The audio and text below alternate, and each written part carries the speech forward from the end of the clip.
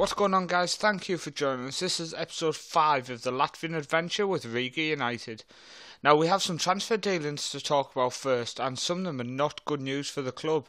And one of our best players, if not our best player, has walked away. So I want everybody who knows this guy just to get in contact with him and just ask him, why did he do this? You'll see, he is sitting at the top there.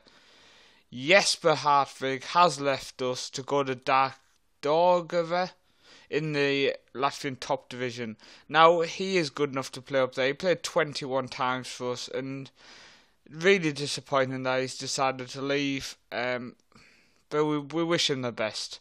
Just really sad news that he has left. What I have noticed is he is not on a contract, so I kind of might try to sneak him back if we get promoted. But some more dealings. You'll see quite a few players have walked away. So first, Uldis Alks, he said he wasn't getting first team football, he was really disappointed and wanted to leave the club. Fair enough, but as you see, he hasn't got a club now. So he hasn't had anything lined up, he's literally just left today. Today's been a day of depression for myself, so many people have refused to stay.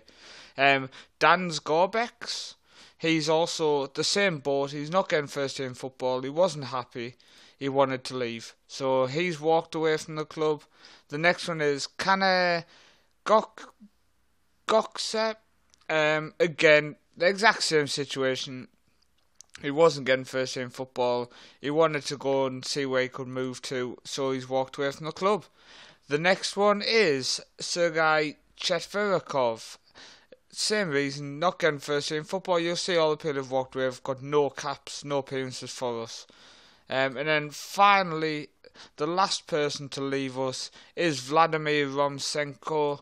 And again, no appearances for the club. Decided he wanted to leave to try to get first team football. Now, what I will say, guys, is everybody who leaves the club, we will keep checking. I'll quickly check before I record episodes if they have a new club. And if they do have a new club, I will mention them in the following episodes.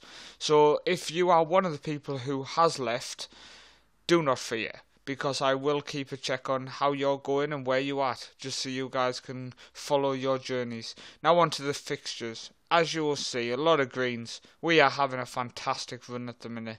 And going to shoot over to the league table and you can see exactly what that run is doing. So here we go. We are 1 point clear of second with a game in hand. We have only played 21. They have played 22. And we are 3 points clear of Jamala. So if we can beat Jamala at home today, that would put us 6 points clear of them and 4 points clear of second. So we are almost starting to pull a little bit of a gap. If we can keep this fantastic run going, it's almost looking like the unthinkable, and Riga United will be playing in the top division of Latvian football next season. This season has gone so much better than I ever imagined. But we're going to jump onto the stats so you lads can see who is performing the best. So we're going to the goals to start this time. So still Kareem with 11. Latifa has 9, Del Campo 6, and our young Germans Warman with 5. And one man I do want to pick out who has 0 goals for us is Justin Worley, who I have awarded the miss of the season. If you haven't seen it, check out in the playlist. I uploaded a little small 30-second video where he missed a one-on-one with the keeper on his debut after demanding first team football. Top assists is Montalto, who I'm delighted to keep hold of because he's awesome. We've lost Hartvig, which is soul destroying. Really is our best player, but these guys now need to step up. Distance covered, Montalto, and then Odod, Zwarman. All these guys are covering some awesome distance. I mean, Zwarman there, he's only played 16 starts and he's third. Key passes, and then it's Kareem, Odod, Latte, Del Campo, Zwarman. Key tackles, 16 for Lichis.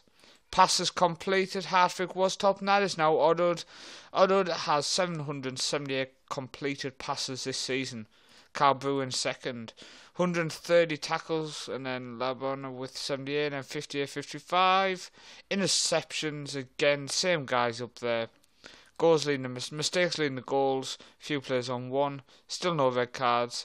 And the only person claiming a wage and valued is Wally, and he's valued at £400. After that miss, I almost cashed in on him. We'll go on to the tactics. So as you can see, Justin is getting a run. This is going to be his third start in a row.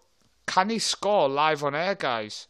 And what I'm also going to do, we're going to play a bit of the rear guard tonight. So we are playing a top of the table clash, and I have a lot of confidence in this team. Some people might think I'm crazy resting a couple of people, but I'm going to play Mo Wanda and Justin Wally up front. And let's have a scroll down. Make sure people are back. If anyone's back who should be in the team. Lafty, and also I'm going to put Del Campo on the bench. No, not because there's no space. Del Campo will be starting if Wally doesn't score this game. So that'll be 3 games. If he hasn't scored, Del Campo's going to get himself a run in the team. It's really hard to rotate, so people who haven't made it in, like Milan Hesko is now played. He's played a few games in a row.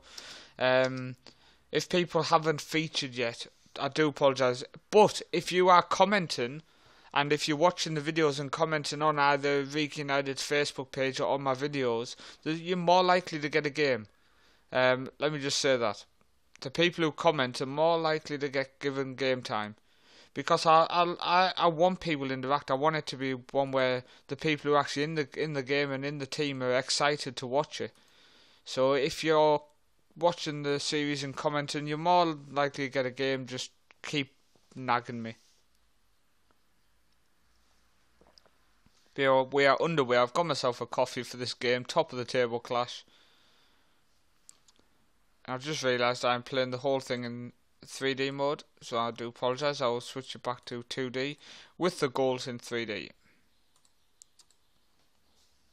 Here we go. And if you've noticed, Odo is not playing left back, it's due to him only being 88% fit. No one under 90% really gets into the team. I am playing Montalto at 87% fit, but that's mainly because I don't really have a natural right winger at the minute in the first team. And the people who are naturally right wingers in the reserve team have been struggling for form at the minute.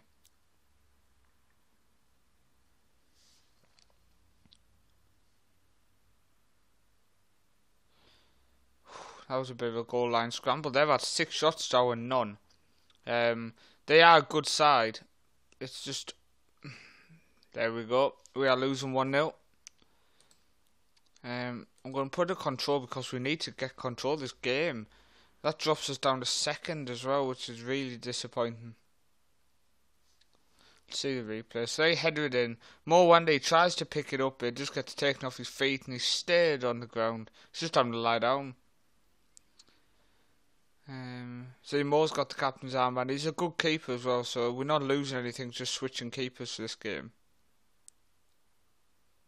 Well cleared. Romero there with it. Oh my days, we are going to get battered in this game.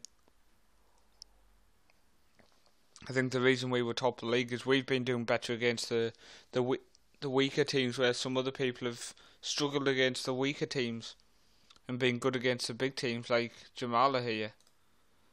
Not the start I hoped for. 1 shot to their 14. And now the young Germans picked up a knock. Oh. Spinola is going to be playing on the left wing. Let's hope he can do well.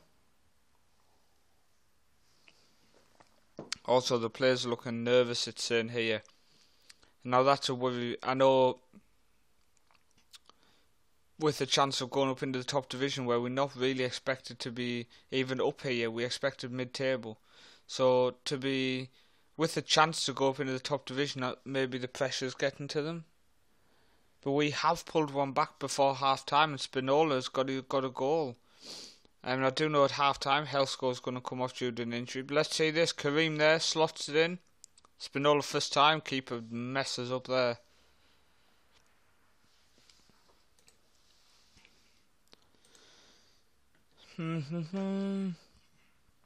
Okay, so trying to decide. Anton's going to come on for Hesko in the centre mid. He's 19% fit as well. That could be a bad injury. We'll have to wait and see, obviously. After the game, we'll find out exactly how bad Hesko's injury is. Just going to go all out to try to see if we can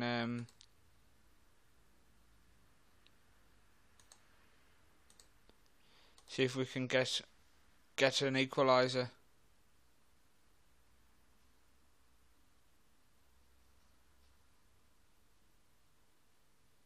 Come on. Well in. Galbov there with a great tackle, but just intercepted. Oh. 3-1. It's not our day against the bigger teams. Whenever we come up against the bigger teams, which are normally the games are streamed just because they're more important than the lesser games, we seem to get beat. It's always the struggle against the teams who were predicted to be doing well, or the teams out up there winning with a chance to win the title. Disappointing, especially a hat-trick from Bosniak. But I do hope that before the next episode we maybe can bring one or two players in. I don't want to be replacing anybody really, but we do obviously need to improve if we go to the top division as well. So there's always going to be the chance that changes can be made. You'll see there the worst performer on the team was Carl Brew with a 5.4. Now the average is 6. People start with 6.4 or 6.5, I think it is. 5.4 and then 6.1s. Disappointing. That's disappointing. That puts us. So we now join top. So we're not exactly struggling big time, but it does stop us having that little gap. So disappointed with that. Going to send Justin to the press conference. So yeah, that's the end of this episode, guys. I'm sorry that we lost again. But join me for the next episode when we will more than likely be. It's going to be the Valmiera BSS because they are. Oh no, it's Resnick. They've actually dropped off. So are we playing them? Let's just see. Out of curiosity, let's see. Okay, we're playing them in 2 games at home. I can't do that. It's not going to be exciting. 2 games gap. Then Auda as well. Auda 3rd game. I'll tell you what, we'll come back from the Valmiera because then after that will be the end of the season episode. So thanks for watching, guys, and I will see you in the next episode.